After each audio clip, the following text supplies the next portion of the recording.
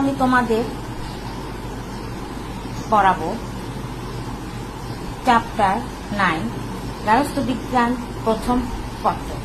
আমি আবার বলছি, আমি তোমাদেরকে আজ পড়াবো, যেই লেকচারটি দিব সেটি হচ্ছে প্রথম পত্র গার্হস্থ্য বিজ্ঞান প্রথম পত্রে চ্যাপ্টার 9। আমাদের চ্যাপ্টার 9-এর প্রথম পত্রে কি আছে সেটি আমরা চলো দেখি। নবম অধ্যায়ের প্রথম পত্র গার্হস্থ্য বিজ্ঞান প্রথম পত্রের নবম অধ্যায়ে যেটি রয়েছে সেটি হচ্ছে গৃহ প্রাঙ্গণ, ছাদ ও বারান্দার ব্যবহার। আমি আবার বলছি, নবম অধ্যায়ে আমরা যেটি দেখতে পাই সেটি হচ্ছে গৃহ প্রাঙ্গণ, ছাদ ও বারান্দার ব্যবহার। আমি এই অধ্যায়ের যে গুরুত্বপূর্ণ বিষয়গুলো রয়েছে তা আগে তোমাদেরকে দেখাতে চাই। এই অধ্যায়ের গুরুত্বপূর্ণ বিষয়গুলো হচ্ছে: 1. গৃহ প্রাঙ্গণ, ছাদ ও বারান্দার বহুমুখী ব্যবহারের উপযোগিতা বৃদ্ধি। 2. গৃহ প্রাঙ্গণ, ছাদ ও বারান্দার বহুমুখী ব্যবহারের জন্য নকশা পরিকল্পনা করা। 3 হচ্ছে বাড়ির আঙ্গিনা, ছাদে ফুল, ফল ও গৃহপালিত প্রাণী পালন করা। এগুলোই সার্বজনীনভাবে এই পাঠ্যসূচি বা এই অধ্যায়গুলো বিষয় এই অধ্যায়টির মধ্যে আমরা পর্যবেক্ষণ করব। সেগুলো আমি ধীরে ধীরে তোমাদের কাছে ব্যাখ্যা করব। তোমরা প্রথমেই চ্যাপ্টার 9-এর গৃহ প্রাঙ্গণ, ছাদ ও বারান্দার ব্যবহারের যে চ্যাপ্টারটি রয়েছে সেই জন্য আমরা যেই বইটি ব্যবহার করি, সাধারণত আমাদের গার্হস্থ্য বিজ্ঞানে অক্ষরপত্র এবং কাজল ব্রাদার্সের এই দুইটি বই ব্যবহার করা হয়। তোমরা যে কোনো একটি বই তোমাদের সামনে খুলে মেলে ধরো। এখন আমরা আমাদের পাঠ শুরু করতে পারি। আমরা প্রথমে জেনে নেই গৃহ প্রাঙ্গণ বা আঙিনা কাকে বলে। গৃহ প্রাঙ্গণ বা আঙিনা আমরা তাকেই বলতে পারি একটি বাড়ির সামনে যে খালি জায়গা থাকে অথবা পিছনের দিকে যে খালি অংশটুকু থাকে তাকে গৃহ প্রাঙ্গণ বলা হয়। সার্বিকভাবে প্রথমত বাড়ির সামনের অংশটিকেই আমরা আঙিনা বা প্রাঙ্গণ হিসেবে ধরে নেই। এই আঙিনায় সবজি যেমন উৎপাদন করা যায়, তেমনি ফুলের বাগানও করা যেতে পারে। গৃহ প্রাঙ্গণে আমরা কেন সবজির বাগান করব বা ফুল বাগান করব সে সম্পর্কে আমি বিস্তারিত আজ তোমাদেরকে বলবো। এছাড়া আমরা এই অধ্যায়ে আরো কিছু কিছু জিনিস শিখব। সাধারণত শহর অঞ্চলে গৃহ প্রাঙ্গণ বা আঙিনা খুব একটা দেখা যায় না। সেখানে আমরা কেমন করে সুন্দরভাবে সবজি উৎপাদন করতে পারি, অথবা ফুল বাগান করতে পারি, অথবা গৃহপালিত হাঁস মুরগি পালন করতে পারি, সেটার জায়গা হচ্ছে বাড়ির বারান্দা অথবা ছাদ। সাধারণত শহর অঞ্চলে যেহেতু গৃহ প্রাঙ্গণ পাওয়া যায় না, সেই জন্য বারান্দার ব্যবহার করা যেতে পারে। তার পাশাপাশি বারান্দার পাশাপাশি বাড়ির যে ছাদ সেটিও হচ্ছে সবজি বাগান করা অথবা হাঁস মুরগি পালন করার উপযুক্ত স্থান। এখন চলো, কেন আমরা এই যে গৃহ প্রাঙ্গণ বা আঙিনা ব্যবহার করব অথবা বারান্দার ব্যবহার করব অথবা ছাদ ব্যবহার করব সেটা দিকে লক্ষ্য করি। সাধারণত বাড়ির শহর অঞ্চলে দেখা যায় বারান্দার এবং ছাদ ব্যবহার করা হয়। আমরা সাধারণত বারান্দা কেন ব্যবহার করি? বারান্দা ব্যবহার করি সাধারণত যাতে একটু পর্যাপ্ত আলো বাতাস আমাদের ঘরে প্রবেশ করতে পারে। বারান্দায় আমরা আর কি ব্যবহার করতে পারি? বারান্দায় আমরা ছোট বড় মাটির পাত্রে নানা জাতের গোলাপ, বেলি, বিভিন্ন ক্যাকটাস, পাতাবাহার ইত্যাদি গাছ লাগাতে পারি। এই ধরনের গাছ বারান্দা যেমন শ্রীবৃদ্ধি করে, তেমনি কি করছে আমাদের মানসিক প্রশান্তিও অনেকটা বাড়িয়ে দেয়। এছাড়া বারান্দার মাধ্যমে আমরা যদি ছোট ছোট শিকা বা রঙের রডের স্ট্যান্ড তৈরি করে দিয়ে ছোট গাছে লাগাতে পারি, তাতে অল্প পরিসরে অনেকখানি জায়গা ব্যবহার করা যেতে পারে। ছাদের ব্যবহার হচ্ছে শহরের বাড়িতে গাছ লাগানোর সবচেয়ে উপযুক্ত স্থান। ছাদে পরিকল্পনা করে সবজি ও ফলের বাগান করা যেতে পারে। এছাড়া ছাদে মুরগি, কোয়েল পাখি ও কবুতর ইত্যাদি পালন করা যায়। এক্ষেত্রে যেমন কি করা যেতে পারে, এক্ষেত্রে যদি মাচা তৈরি করে দেওয়া হয় তাহলে অনেক ক্ষেত্রে তুমি সবজি বাগান যেমন লাউ, কুমড়া, সিম ইত্যাদিও লাগাতে পারো। এবং তুমি কি করতে পারো, যদি হাঁস মুরগি বা কোয়েল পাখি লালন পালন করতে চাও সেক্ষেত্রে তুমি ছাদে ছোট নেট দিয়ে তেমনি কি করবে, এই যে ছাদের প্রতি সুন্দরভাবে পরিকল্পনা করে যে ব্যবহারটা করছো এর ফলে তোমার মানসিক তৃপ্তির পাশাপাশি দৈনন্দিন চাহিদাও মেটাতে পারো। এছাড়া ওরা অতিরিক্ত যদি তোমার সবজি উৎপাদন হয় সেটা বিক্রি করে অর্থনৈতিকভাবেও তুমি কি হতে পারো, লাভবান হতে পারো। এই ছাদে যে সমস্ত গাছ লাগানো যায় তার মধ্যে কি আমরা দেখতে পারি, সেগুলো হচ্ছে আম, ডালিম, পেঁপে, পেয়ারা, লেবু, কমলা, ছোট কমলা গাছ ইত্যাদি। এখন তোমাদের আমি বলছি যে কেন আমরা ছাদে বা বারান্দায় গাছ লাগাতে চাচ্ছি, অথবা আঙিনায় আমরা ফুল বাগান অথবা পিছনের দিকে বাড়ির পিছনের দিকে সবজি বাগান করে লাভবান হতে চাচ্ছি। তোমরা নিশ্চয় শুনেছ সবুজায়ন প্রকল্প বা সবুজ বিপ্লব। এখন তোমাদের আমি প্রশ্ন করতে পারি যে কি সবুজ বিপ্লব কি?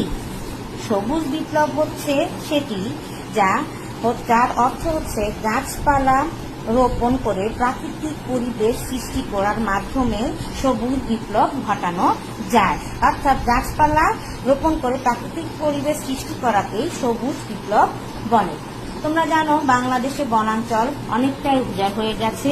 আমাদের গাছপালা আমাদের অক্সিজেন দেয় এবং কার্বন ডাইঅক্সাইড শুষে নেয়, এবং আমাদের এই যান্ত্রিক জীবনটাকে অনেকটাই সুস্থ করার ক্ষেত্রে কি হচ্ছে, সবুজ বিপ্লব অবশ্যম্ভাবী। এবং সবুজ বিপ্লব ঘটানোর মাধ্যমে আমরা পুনরায় আমাদের সেই পূর্বের যেই প্রাকৃতিক পরিবেশ সেটা পুনরায় ফিরিয়ে নিয়ে আসতে পারি। এবং সবুজ বিপ্লব যদি না ঘটানো হয় ধীরে ধীরে তুমি কি করতে পারো, ধীরে ধীরে আবারও আমাদের প্রকৃতি বিমুখ হয়ে যাবে। এবং শহরের প্রতিটি বাড়ির ছাদকে সুষ্ঠুভাবে ব্যবহার করে এবং বাড়ির সামনের আঙিনাকে ব্যবহার করে আমরা সবুজ বিপ্লব ঘটাতে পারি।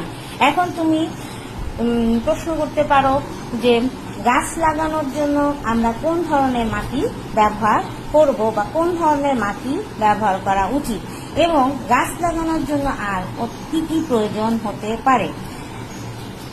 বিভিন্ন ধরনের মাটি আমরা দেখতে পাই, তবে গাছ লাগানোর ক্ষেত্রে দোআঁশ মাটি হচ্ছে সবচেয়ে উপযুক্ত মাটি। এই মাটিতে গাছ লাগালে গাছপালা খুব দ্রুত বেড়ে ওঠে এবং এই মাটি গাছ লাগানোর জন্য অতি উত্তম। এখন চলো আমরা আরো অনেক কিছু জানি যা তুমি তোমার পাঠ্য বইটির মধ্যে পাবে। আমি সবসময় তোমাদেরকে বলি যে পাঠ্য বই শুধু সুন্দরভাবে একটি অধ্যায় যথাযথভাবে না করা হয় তবে কোনো ভালোভাবে প্রশ্নের উত্তর দেওয়া সম্ভব নয়। এই অধ্যায় থেকে তোমাদের অসংখ্য জ্ঞানমূলক প্রশ্ন, তারপর প্রয়োগ এবং উচ্চতর দক্ষতা, এই সমস্ত প্রশ্নগুলো দেখা যায়। সেই জন্য একটি অধ্যায় থেকে যথাযথভাবে সফলতা লাভ করার জন্য তোমাকে অবশ্যই অধ্যায়টি পুঙ্খানুপুঙ্খভাবে পড়তে হবে, এবং যদি তুমি ভালোভাবে করো তাহলেই তুমি কি করবে, প্রত্যেকটা প্রশ্নের উত্তর ভালোভাবে দিতে পারবে। তুমি এখন আমরা চলো আবার পূর্বে পাঠে ফিরে যাই। আমরা এই অধ্যায়ে দেখছি কি যে শুধু মাত্র বারান্দা, ছাদ বা আঙিনা সৌন্দর্য বৃদ্ধির জন্যই নয়, বরং এর আরো অনেক ব্যবহার উপযোগিতার মাধ্যমে আমরা কি করতে পারি, একটি গৃহ প্রাঙ্গণ, বারান্দা অথবা ছাদ ব্যবহার করে আমরা অনেকাংশেই বেনিফিটেড বা লাভবান হতে পারি। এর জন্য আমাদের প্রথমে কি করতে হবে, নকশা পরিকল্পনা করতে হবে। যদি গ্রামাঞ্চলে যদি আমরা প্রথমে আঙিনা সাধারণত শহরের বাড়িতে পাই না, সেটা গ্রামাঞ্চলের বাড়িতেই বেশি দেখা যায়, সেক্ষেত্রে আমাদের কিছুটা পরিকল্পনা প্রণয়ন করতে হবে। গ্রামাঞ্চলে বাড়ির আঙিনায় মাচা করে ফুল ও বিভিন্ন সবজি উৎপাদন করা যায়। এর জন্য আঙিনার পরিকল্পনাটা এমনভাবে করতে হবে যাতে তুমি ওই আঙিনার সর্বোত্তম ব্যবহার করতে পারো।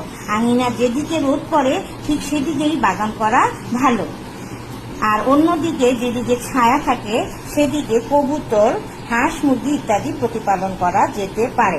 সামনের অংশের ব্যবহার। সামনের অংশে সৌন্দর্য বৃদ্ধির জন্য আঙিনাতে ফুলের বাগান করা যেতে পারে এবং সবাই ফুল বাগান পছন্দ করে। গোলাপ, রঙ্গন, জবা ইত্যাদি একবার লাগালে বহু বছর ফুল দেয়। তবে মনে রাখতে হবে বড় গাছগুলোর ছায়া যেন ছোট ফুল গাছগুলোর উপর না পড়ে, কারণ যে কোনো গাছ বৃদ্ধির জন্য আলো অত্যন্ত প্রয়োজনীয় এবং আলোর পাশাপাশি যাতে প্রয়োজনীয় পানিও তাকে গাছগুলো পায় সেদিকেও তোমাকে খেয়াল রাখতে হবে। এখন চলো আমরা আবার যাচ্ছি পেছনের অংশের ব্যবহার, অর্থাৎ বাড়ির পিছনের অংশের আঙিনা বা বাড়ির পিছনের অংশ যদি আমাদের কিছুটা জায়গা থাকে সেটিকেও আমরা কি করতে পারি, ব্যবহার করতে পারি। বাড়ির পেছনের অংশে বড় বড় বৃক্ষ লাগানো যেতে পারে, যেমন আম, জাম, কাঁঠাল, নারিকেল, পেয়ারা ইত্যাদি। এই সমস্ত বড় বড় বৃক্ষগুলো যদি আমরা সিস্টেমেটিক লাগাই তাহলে আমরা বহু বছর এখান থেকে ফল পেতে পারি। এই ফলগুলো তোমাদের গৃহের চাহিদাও মেটাবে। এছাড়া তুমি কি করতে পারো, বাকি অংশে গাড়ির পেছনের অংশের আর বাকি যে অংশটুকু থাকে সেখানে তুমি মাচা তৈরি করে লাউ, সিম, কুমড়া ইত্যাদি উৎপাদন করতে পারো। এছাড়া গুল্ম জাতীয় বৃক্ষ যেমন কাঁচামরিচ, লেবু ইত্যাদিও লাগানো যেতে পারে। এখন তোমাদের আমি একটু বলি ইনডোর গার্ডেন, গুল্ম জাতীয় গাছ, বৃক্ষ গাছ, প্রাচীর, ওয়াল ক্যাবিনেট ইত্যাদি সম্পর্কে তোমাদের আমি কিছুটা ধারণা দিব। এই অধ্যায়ে আরো কিছু কিছু শব্দ তোমরা পাবে, সেগুলি সম্পর্কেও আমি তোমাদের আস্তে আস্তে বলছি। ইনডোর গার্ডেন কাকে বলে? বাড়ির ছাদে বা বারান্দায় যে ছোট ছোট টব, মাটির পাত্র ব্যবহার করে যে বাগান তৈরি করা হয় তাকে ইনডোর গার্ডেন বলা হয়। ইনডোর অর্থ হচ্ছে বাড়ির ভেতরের অংশ বা ভিতরের অংশে যে গার্ডেন মানে বাগান সেটা করা হয়। সাধারণত ইনডোর গার্ডেন যদি পরিকল্পনা মাফিক করা হয় তাহলে অনেকটাই ফলপ্রসূ বা ব্যবহার উপযোগী হয়ে ওঠে। এক্ষেত্রে ক্যাকটাস জাতীয় গাছ, তারপর শেড তৈরি করে গুল্ম জাতীয় গাছ, এছাড়া তুমি বিভিন্ন ছোট ছোট মৌসুমী জাতের ফুল উৎপাদন করতে পারো। শুধু তাই নয়, ইনডোর গার্ডেনটা বা ছাদটা যদি তোমার একটু বড় হয় তাহলে তুমি ওয়াল ক্যাবিনেট ব্যবহার করে তুমি দৃষ্টিনন্দন ছোট ছোট গাছও লাগাতে পারো। এখন ওয়াল ক্যাবিনেটটা কি? ওয়াল ক্যাবিনেটটা হচ্ছে বাড়ির ছাদের দেয়ালে ছোট ছোট বক্স তৈরি করে সেখানে বৃক্ষ যে রোপণ করা হয় সেগুলোকে ওয়াল ক্যাবিনেট বলা হয়। গুল্ম জাতীয় গাছ কাকে বলে? যে গাছগুলো লতা জাতীয় গাছ, যাকে গুল্ম গাছ। প্রাচীর এখানে তুমি আরো কিছু শব্দ পাবে। গাছ প্রাচীর। গাছ প্রাচীর কি? এটি সাধারণত বাড়ির আঙিনায় ব্যবহার করতে দেখা যায়। গাছ প্রাচীরটাকে বাড়ির আঙিনায় ব্যবহার করা হয়, অর্থাৎ যখন বাড়ির সামনের অংশে কেউ ফুলের বাগান অথবা সবজি চাষ করবে, সেক্ষেত্রে কি হবে যে ওই বাগানটার চারপাশে কিছু গাছ আছে, কিছু গাছ প্রাচীরের মতো করে লাগিয়ে দিলে সেটা গাছ প্রাচীর হিসেবে ব্যবহার করা যেতে পারে। সাধারণত গুল্ম জাতীয় বৃক্ষ যেমন কলমি লতা, তারপর গুল্ম জাতীয় গোলাপ ইত্যাদি গাছ প্রাচীর হিসেবে ব্যবহৃত হয়। এখন আমার প্রিয় ছাত্রীরা, তোমরা খেয়াল করো, শুধু গৃহ প্রাঙ্গণ বা আঙিনা আমাদের তাহলে দেখা যাচ্ছে যে শুধু মনের খোরাক হিসেবেই ব্যবহার হচ্ছে না বা মানসিক তৃপ্তি দিচ্ছে না, তার পাশাপাশি আমরা গৃহ প্রাঙ্গণ, ছাদ এবং বারান্দার বহুমুখী ব্যবহার করে আমরা অনেকাংশে লাভবান হতে পারছি। একদিকে যেমন গৃহের দৈনন্দিন চাহিদা মিটছে, তেমনি গাড়ির আঙিনায় সবজি উৎপাদন করে আমরা বাজারে বিক্রি করে অর্থনৈতিকভাবেও কি হচ্ছে, লাভবান হচ্ছি। এবং আমাদের এই যে বাড়ির যে আঙিনা অথবা বাড়ির বারান্দা অথবা ছাদ যে পড়েছিল শুধুমাত্র আলো বাতাস বা খেলার স্থান হিসেবে, সেটাতে আমরা গাছ লাগিয়ে কি করছি, সবুজায়ন বা সবুজ বিপ্লব ঘটাতে পারছি। তাহলে আমার প্রিয় শিক্ষার্থীবৃন্দ, তোমরা আর ঘরে বসে না থেকে আস্তে আস্তে আবার পুনরায় পড়াশোনার দিকে মনোনিবেশ করো। অবশ্যই নিজের দিকে কি করবে, ভালোভাবে খেয়াল রাখবে এবং যতদূর সম্ভব বাসাতেই অবস্থান করার চেষ্টা করবে।